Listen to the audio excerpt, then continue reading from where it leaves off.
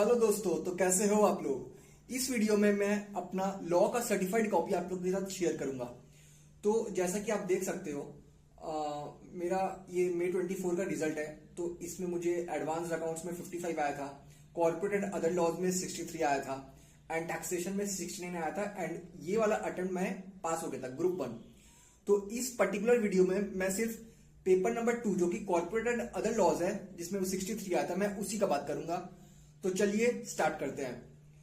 तो ये है मेरा सर्टिफाइड कॉपी, जिसमें मुझे आउट ऑफ 70 जो डिस्क्रिप्टिव पार्ट होता है 70 मार्क्स का, उसमें 40.5 मतलब 41 मार्क्स आया था।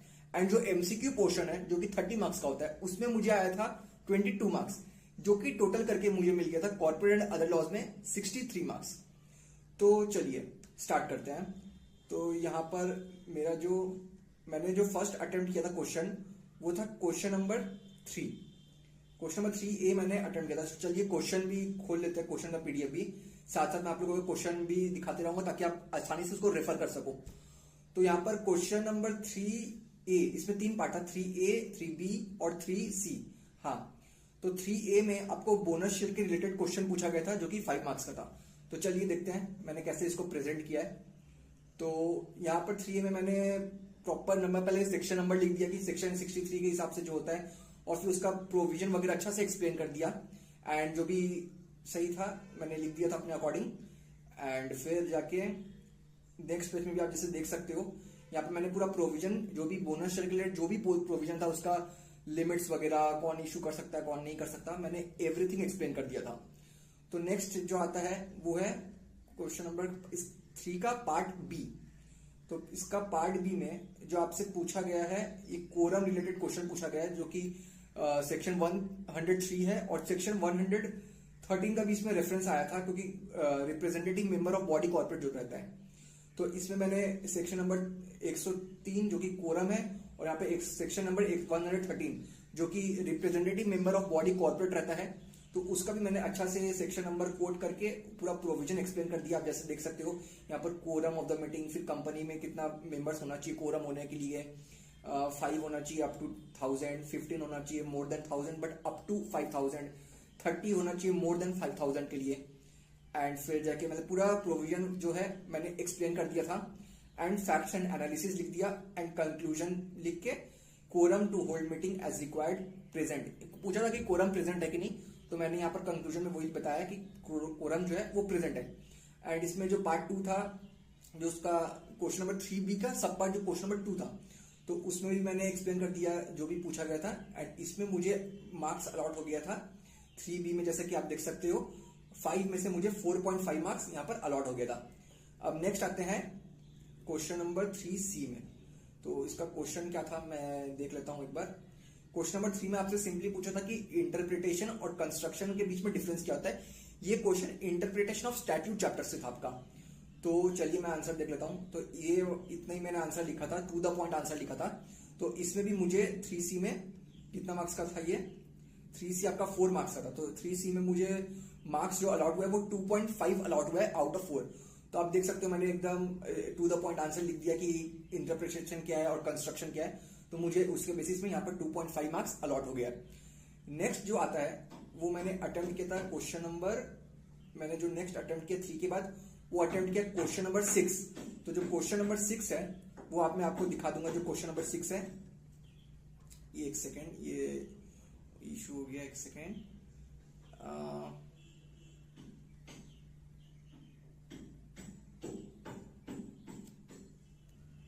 हाँ, तो नेक्स्ट मैंने जो क्वेश्चन नंबर अटेम्प्ट किया था वो क्वेश्चन नंबर 6 था। तो इसका क्वेश्चन पहले देख लेते हैं, क्वेश्चन नंबर 6 में क्या मांगा था हम लोग से। तो ये इसमें भी 3 पार्ट था। क्वेश्चन नंबर 6A था, जिसमें आपको और का भी ऑप्शन मिलता है। क्वेश्चन नंबर 6 में आपको ऑप्शन मिलता है और का भी, आप 2 के बीच में चूज कर सकते हो कि आपको कौन सा अटेम्प्ट करना है। तो यहाँ पर देख सकते हो, यहाँ पर 6A में एक ये पार्ट था और एक ये A वाला पार्ट था, इसमें भी B और C था। तो मैंने ये वाला पार्ट अटेम्प्ट किया था। तो इसमें आपका जो क्वेश्चन है वो ये है, और ये 5 मार्क्स का था यहाँ पर क्वेश्चन। तो इसको मैंने ऐसा ढूंढे, यहाँ पर प्रॉपर सेक्शन नंबर भी कोट कर दिया था, सेक्शन 130, एंड जो भी रिलेटेड प्रोविजन था इसके अकॉर्डिंग मैंने पूरा लिख दिया था। और 131 का भी रेफरेंस दे दिया था, जिसमें बोला गया था बाई कंपनी टू एनसीएलटी वगैरह का। और यहाँ पर सेक्शन 129 भी मैंने प्रॉपर मेंशन करके रखा है। तो यहाँ पर मैंने रिलेटेड प्रोविजन लिखने के बाद यहाँ पर फैक्ट्स एंड एनालिसिस लिख दिया था, और फिर कंक्लूजन में जो भी इसका सब पार्ट था 1 और 2 वाला मैंने एक एक करके दोनों को मेंशन कर दिया।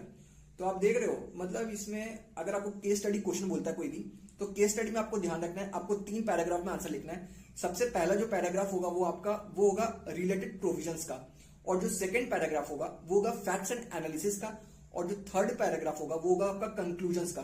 तो रिलेटेड प्रोविजन में आपको क्या लिखना है, जो भी आपको प्रोविजन है, जो भी सेक्शन के अकॉर्डिंग जो भी आपका क्वेश्चन पूछा जा रहा है, पूरा प्रोविजन आपको एक्सप्लेन कर देना है, जितना आपको आता है पूरा का पूरा। एंड फैक्ट्स एंड एनालिसिस में आपको क्या लिखना है, जो भी क्वेश्चंस आपको दिया रहेगा क्वेश्चन पेपर में, आपको बस उसी को सिंपल वर्ड्स में अपने वर्ड्स में बना करके लिख देना है। एंड कंक्लूजन में आप 2-3 लाइंस में अपने हिसाब से लिख सकते हो, यस, नो, करेक्ट या फिर इनकरेक्ट है, और थोड़ा सा उसका रीजनिंग देते हुए, तो आपको मार्क्स मिल जाएगा, कोई दिक्कत नहीं है। तो इसमें भी मुझे अच्छा खासा मार्क्स मिल गया है, जैसे देख सकते हो 5 में 3.5 मिल गया है। तो जो लॉ पेपर है इसमें आप तो ये बिल्कुल भी एक्सपेक्ट मत करना कि आपको 4 आउट ऑफ 4 मिल जाए, 5 आउट ऑफ 5 मिल जाए फुल मार्क्स। वो 1 या फिर 0.5 ऐसे मार्क्स काटता ही है, क्योंकि फुल मार्क्स आपको मिलता ही नहीं है, ये बात तो पक्का है। तो जैसे कि आप देख सकते हो यहाँ पर ये हो गया। अब इसके बाद मैंने जो नेक्स्ट अटेम्प्ट किया है ये है क्वेश्चन नंबर 6B। तो 6B का क्वेश्चन क्या था, यहाँ पर ये 6B का क्वेश्चन है, यहाँ पर एक्सपर्ट का कंसेंट रिलेटेड पूछा है क्वेश्चन में। एंड ये 3 मार्क्स का है, ये 2 मार्क्स है, तो टोटल 5 मार्क्स का ये भी है क्वेश्चन। तो इसमें मैंने 6B का पहले फर्स्ट पार्ट को एक्सप्लेन कर दिया है, जैसे आप देख सकते हो सही से क्वालिफाइड सी है कि कौन आपका ऑडिट रिपोर्ट वगैरह से रिलेटेड कौन क्वालिफाइड है, कौन डिस्क्वालिफाइड, ऐसे ही क्वेश्चन था। एंड यहाँ पर पार्ट 2 में कर दिया है, और इसमें भी मुझे 6 में यहाँ पर मिल गया है अच्छा खासा मार्क्स। फिर जाके जो इसका नेक्स्ट क्वेश्चन आता है वो है पार्ट C। तो इसमें आपको फेमा एक्ट से पूछा है, और इसमें 4 मार्क्स का क्वेश्चन है ये। तो इसमें यहाँ पर हाँ, तो 6C में जैसे यहाँ पर आप देख सकते हो मैंने प्रॉपर सेक्शन मेंशन कर दिया है, और यहाँ पर प्रोविजन वगैरह पूरा सही से लिख दिया है। यहाँ पर जहाँ जो भी अमाउंट USD था, परसेंटेज था, मोर था, जो भी कीवर्ड्स आप देख रहे हो ना, मैंने प्रॉपर अंडरलाइन करके रखा है, और सेक्शन वगैरह को भी कोट करके रखा है, और प्रॉपर जो भी आंसर स्टार्ट कर रहे हैं उसमें अच्छा से लिख रहा है आंसर टू क्वेश्चन नंबर ये, ताकि एग्जामिनर को अच्छे से समझ में आए कि कौन सा क्वेश्चन का ये आंसर है। एंड अच्छे से प्रॉपरली मैंने अंडरलाइन वगैरह किया है सब। और देख रहे हो यहाँ पर जब जगह बचा है तो मैंने यहाँ पर एक कट लगा के यहाँ पर लिख दिया PTO, जिससे तो नीट वर्क है।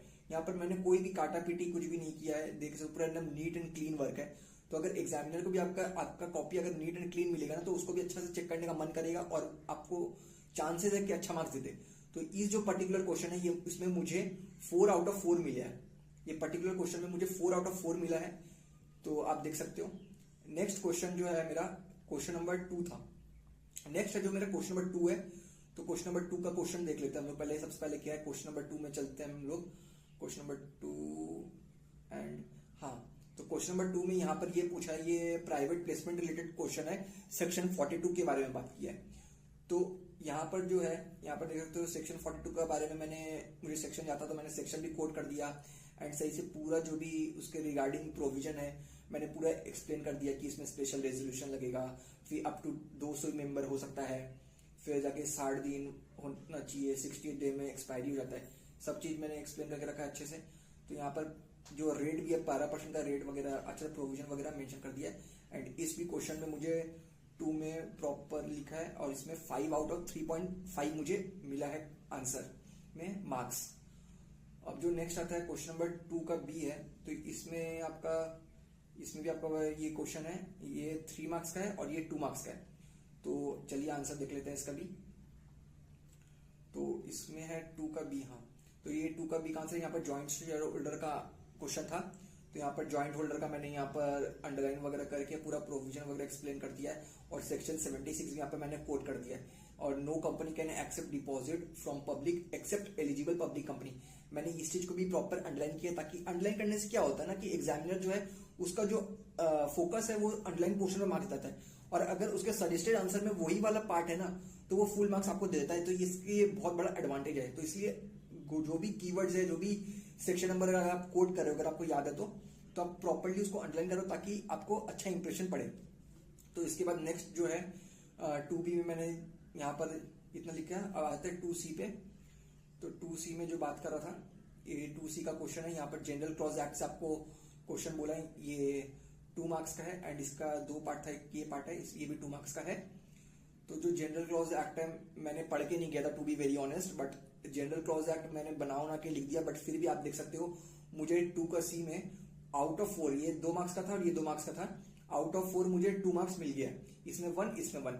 तो आप देख रहे हो, और यहाँ पर जो भी करेक्ट इनकरेक्ट था मैंने ब्लॉक लेटर में मेंशन किया है, नॉट करेक्ट।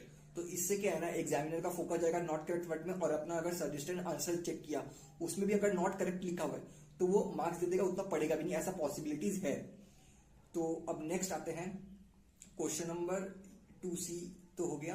तो ये भी क्वेश्चन नंबर 2C का था, इसका सब पार्ट है, और इसमें मुझे 2C का में आंसर में मिल गया था। फिर नेक्स्ट आता है क्वेश्चन नंबर 4। तो क्वेश्चन नंबर 4 में अब चलते हैं हम लोग। तो ये है क्वेश्चन नंबर 4, ये है क्वेश्चन नंबर 4A का जो क्वेश्चन नंबर है, ये है क्वेश्चन नंबर 4A, एंड इसका आंसर है ये। तो देखो इसमें भी मैंने सबसे पहला पैराग्राफ जो लिखा है वो है रिलेटेड प्रोविजन का, इसके बाद जो पैराग्राफ है वो है फैक्ट्स एंड एनालिसिस का। फिर जो नेक्स्ट पैरा आया, इसमें आया कंक्लूजन्स का पैरा, देख सकते हो, मतलब एक एक लाइन छोड़ के अच्छे से प्रॉपर की एग्जामिनर को अच्छे से समझ में आए कि मैंने क्या लिखा है, अच्छे से नीट एंड क्लीन वर्क किया, कहीं भी एक भी कट वट नहीं लगाया मैंने। बट अगर कट लगाते हुए तो कोई, हाँ यहाँ पर मैंने एक लगाया है, आप देख सकते हो, बट सिंपली एक सिंगल लाइन किया, ऐसा नहीं कि पूरा स्क्रिबल कर दिया जिससे बहुत गंदा लगता है देखने में। तो अगर आपका कोई भी कट वट भी लग रहा है तो आप सिंगल एक लाइन खींचे तो कोई दिक्कत आती है। और जैसे कि बोर्ड ऑफ डायरेक्टर्स होता है, रजिस्टर्ड ऑफ कंपनीज होता है, तो आप लोग बोलते हो कि हम लोग शॉर्ट फॉर्म यूज कर सकते हैं, ROC BOD, बिल्कुल कर सकते हो। जैसे देखो इस क्वेश्चन में मैंने, इस क्वेश्चन के आंसर में मैंने लिखा है BOD शॉर्ट में, बिल्कुल लिख सकते हो, कोई दिक्कत का बात नहीं है इसमें, आंसर सही होना चाहिए। और देखो जैसे यहाँ मैंने बोर्ड ऑफ डायरेक्टर्स लिखा है, फिर यहाँ पर ब्रैकेट में BOD लिख दिया, तो इससे समझ में आ जाएगा एग्जामिनर को, अच्छा बोर्ड BOD का जो शॉर्ट फॉर्म है इसका फुल फॉर्म है बोर्ड ऑफ डायरेक्टर्स। तो आप आंसर में, फिर नेक्स्ट आंसर में आप BOD वर्ड लिख सकते हो, लेकिन एक बार आपको शॉर्ट में और लॉन्ग में बताना चाहिए ताकि एग्जामिनर को भी समझ में आए ये चीज। फिर इसके बाद जो है नेक्स्ट आता है, तो ये मैंने बता दिया आपको, कंक्लूजन है ये 4A का।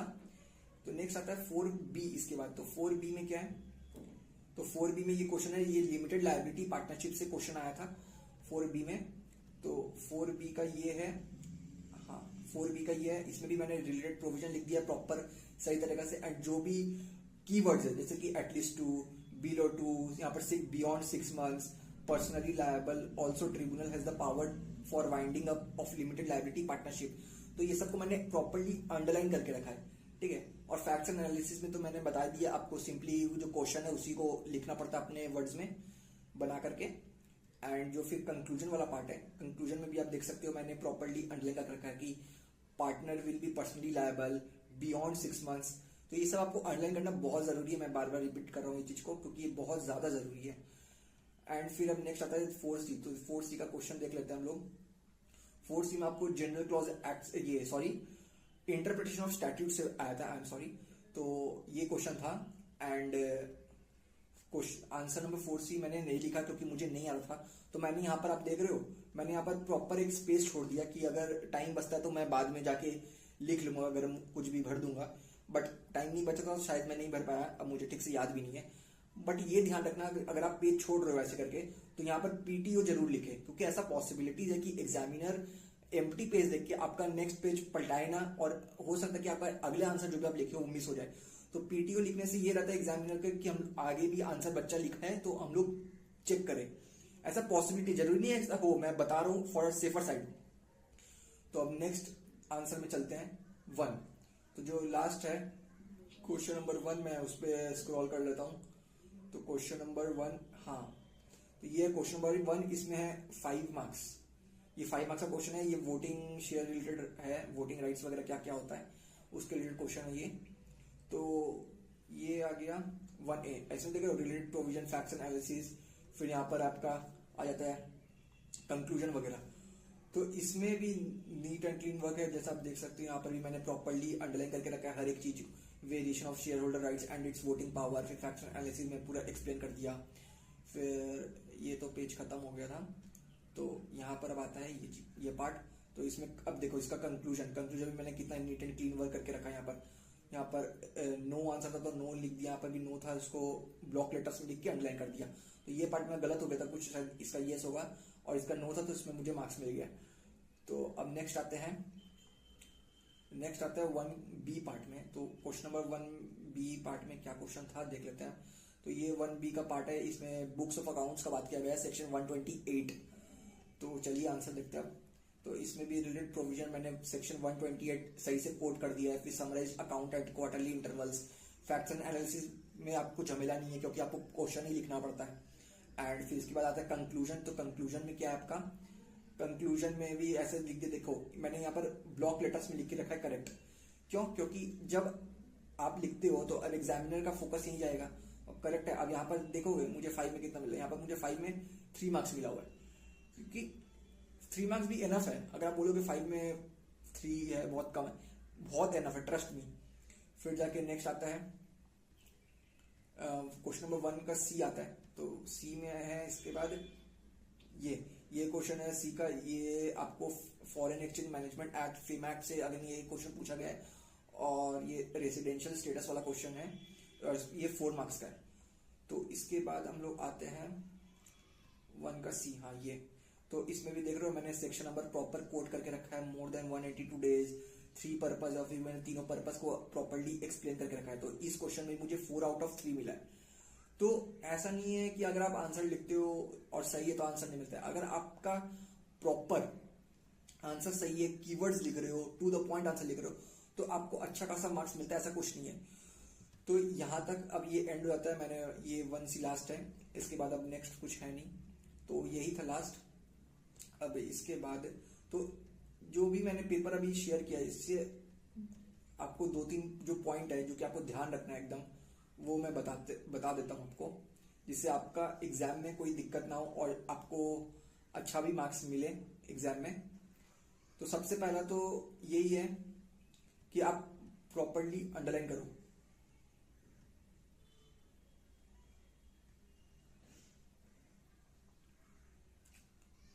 तो सबसे पहला तो यही है कि आप प्रॉपर्ली हर एक चीज को अंडरलाइन करो जो भी आपको लगता है कि वो इंपॉर्टेंट है और सही है।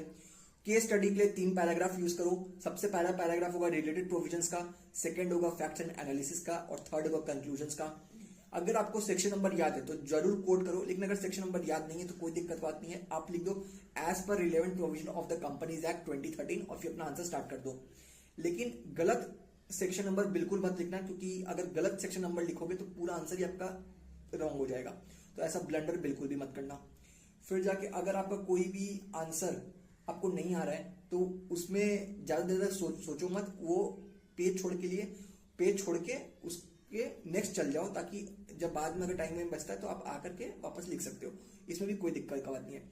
अगर आपको बस ये ध्यान रखना है कि नीट एंड क्लीन वर्क हो, कोई दिक्कत की बात नहीं है, नीट एंड क्लीन वर्क होना चाहिए। एंड काटा पीटी कोशिश करना ज्यादा ना हो, अगर हो भी रहे तो एक सिंगल लाइन खींचना, ज्यादा स्क्रिबल घिच मत करना, क्योंकि बहुत गंदा फील लगता है पेपर।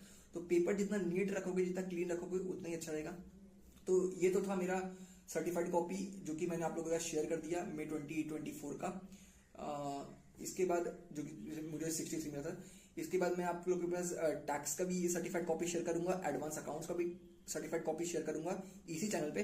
तो जुड़े रहिए ये चैनल में। एंड वीडियो अगर अच्छा लगा होगा तो लाइक, शेयर एंड सब्सक्राइब, और अपने दोस्तों के साथ भी ये वीडियो शेयर करिए ताकि उन लोगों को भी समझ में आए कि कैसे आंसर को प्रेजेंट करना है, कैसे क्या क्या स्ट्रेटेजीज फॉलो करना है, क्या क्या चीज का ध्यान रखना है, जिससे बहुत हेल्प होगा। तो ये वीडियो ज्यादा से ज्यादा शेयर करें ये इंटर वाले बच्चों लोग के साथ। एंड मिलते हैं आप लोग के साथ नेक्स्ट वीडियो में और भी बेहतरीन वीडियो कंटेंट के साथ एंड सर्टिफाइड कॉपी के साथ। Till then bye.